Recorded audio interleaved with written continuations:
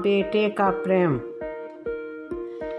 अपमान सहकर अलग होना, रिश्तों को तोड़ देना, यह काम तो हर कोई भी कर सकता है, लेकिन अपमान सहकर भी रिश्तों का दामन थामे रहने के लिए उसे एक बहुत बड़ा दिल चाहिए। सच कहूँ तो ऐसा दिल माँ का ही हो सकता है। जाने एक माँ की सच दास्तान। किशन मजदूरी करके अपने परिवार का भरण पोषण कर रहा था। एक दिन वह मजदूरी करके लौट रहा था तो उसका एक्सीडेंट हो गया। काफ़ी इलाज कराया परंतु पत्नी उसको बचा नहीं पाई। माँ अब घर घर झाड़ू पोंछा बर्तन करके अपना गुजर बसर करने लगी। एक दिन बेटा मोहन ने बड़ी उत्सुकता से माँ से कहा, माँ सब बच्चे स्कूल जाते हैं, मैं भी पढ़ने जाऊँगा। माँ ने पास के ही सरकारी स्कूल में दाखिला करा दिया। मोहन को पढ़ने का चाव इतना था कि उसने हर साल प्रथम अंक पाकर इंटर की परीक्षा पास कर ली। अब तो उसे सरकार की तरफ से वजीफ़ा मिलने लगा। उसने आगे की पढ़ाई जारी रखी। अंत में उसने नौकरी के लिए फॉर्म भरे। उसको तहसीलदार की नौकरी मिल गई। माँ ने उसकी शादी करने की इच्छा की। मोहन बोला, माँ तुम जैसी चाहो वैसी शादी कर दो। मोहन माँ को बहुत चाहता था। उसकी शादी एक रईस परिवार की बेटी से हो गई। कुछ साल तो अच्छा चलता रहा।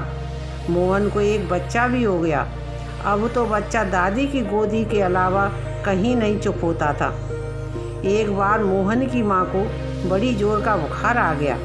बहू ने बच्चे को सास के पास नहीं आने दिया। कई दिन हो गए, दादी नाती के लिए तड़पने लगी।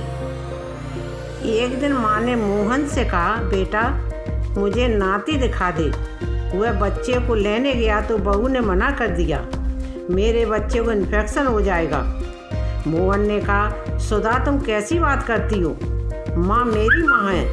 उन्होंने मुझे मेहनत मजदूरी करके पाला है, इसी आशा से कि आगे अपने नाती पोते खिला सकूं। लाख कहने पर भी उसने बच्चे को नहीं दिया और धमकी भी दे दी, अगर तुम ज़्यादा जिद करोगे तो मैं मायके चली जाऊंगी। यह सब बातें माँ सुन रही थी।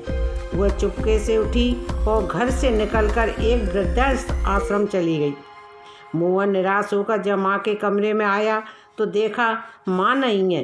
एक चिट्ठी उनकी चारपाई पर रखी है। मोहन कांपते हाथों से चिट्ठी उठाकर पढ़ने लगा। मेरे प्यारे बेटे, मैंने सब कुछ सुन लिया है। तुम दोनों प्रेम से रहो। मैं इस घर का एक कांटा थी। मेरे क्या है, 1-2 वर्ष और जीना है। तुम दोनों को आगे का जीवन बिताना है। मैं जा रही हूँ बहुत दूर। तुम अपना ख्याल रखना। तुम्हारी माँ।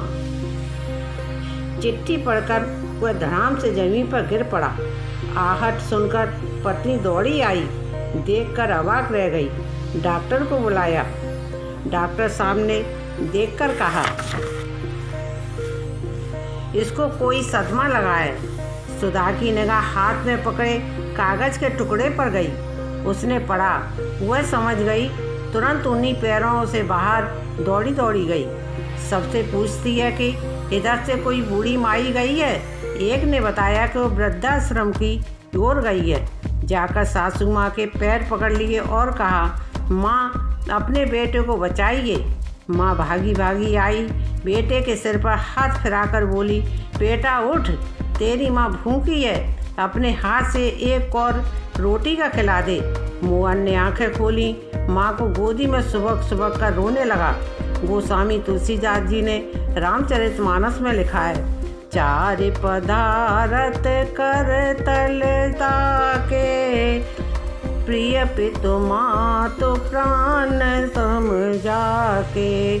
चारे पदारथ कर तलता के, प्रिय पितु मातु प्राण समझा के। प्रिय पितु मातु प्राण समझा के।